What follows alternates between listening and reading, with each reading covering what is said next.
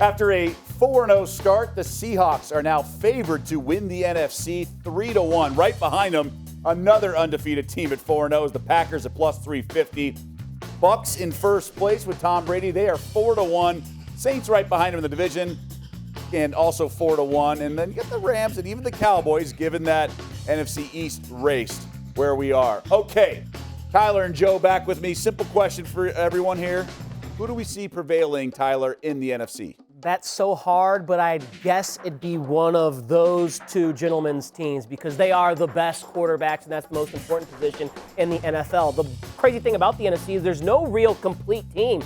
Both Rodgers and Wilson operate with defenses that aren't that good. Maybe the Rams' defense is closer to their offense, but Jared Goff is nowhere near the elite-level quarterback that Russell Wilson and Aaron Rodgers are. The Saints right now, maybe they could be, but is Drew Brees on his last leg? So I look at the NFC, and it's deep, but there's not a dominant team, maybe like there is in the AFC with the Kansas City Chiefs, the Baltimore Ravens, or even the Buffalo Bills. But I'm going to guess it's either Russell Wilson or Aaron Rodgers that wins the NFC. It's funny, we've talked so much about the AFC being the two best teams. The Ravens and Chiefs are who we think so. The NFC has that no complete team, which kind of makes the conversation interesting. I want to bring in Anita Marks. Anita, who do you anticipate prevailing eventually in this conference? How can it not be the Green Bay Packers in the season that we are witnessing with Aaron Rodgers? He is second to Russell Wilson in a number of statistical categories, one being touchdowns, two is passer rating. This is an offense that's averaging 40 points a game. They are leading in time of possession, which helps their defense, who, by the way, is top 3 in the NFL and forcing 3 and outs to their offensive opponents. And oh, by the way, this is a team that has zero turnovers. All the talk heading into the season, the Green Bay Packers didn't get Aaron Rodgers any weapons. They didn't get him any help. Dude doesn't need any. So I love the way he's playing. I love this Packers team. My money's on the Packers right now.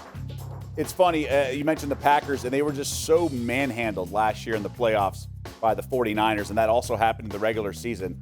I haven't given up on San Francisco. At an 8-1, you might want to take a nibble just because they've proven they can do it when healthy. Now, they have no Bosa, and that's a big part of how they approach defense schematically.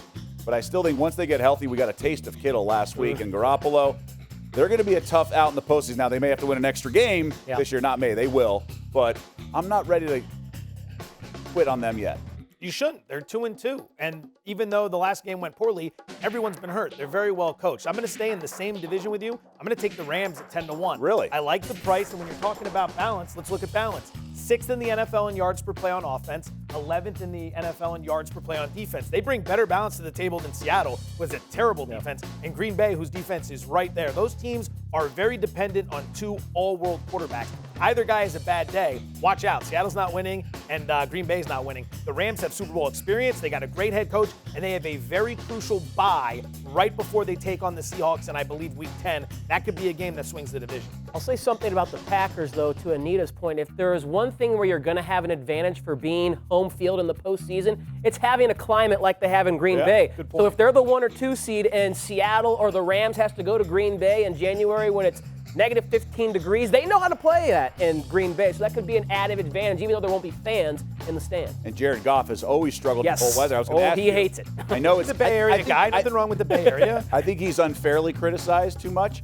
But against these guys, do you trust him in that? I trust his head coach. Okay. I trust his head coach and I trust his scheme. I'm not going to ask Goff to go out and be better than them. I'm going to ask him to be just good enough against those bad defenses, and then I'm going to let Aaron Donald and Jalen Ramsey try to mitigate some of the damage that Wilson and Rodgers are going to do. And again, the Rams might have the best player amongst all these teams. That's Aaron Donald. Like he's a force and a game changer. It's going to be fun to see how this all shakes out. Right now, everybody's riding high at the top. A lot of things can happen. Injury bug could be. No one wants to bring up the Cowboys? No. They're the favorites to win the East. They may get the division. Thanks for watching ESPN on YouTube. For live streaming sports and premium content, subscribe to ESPN+.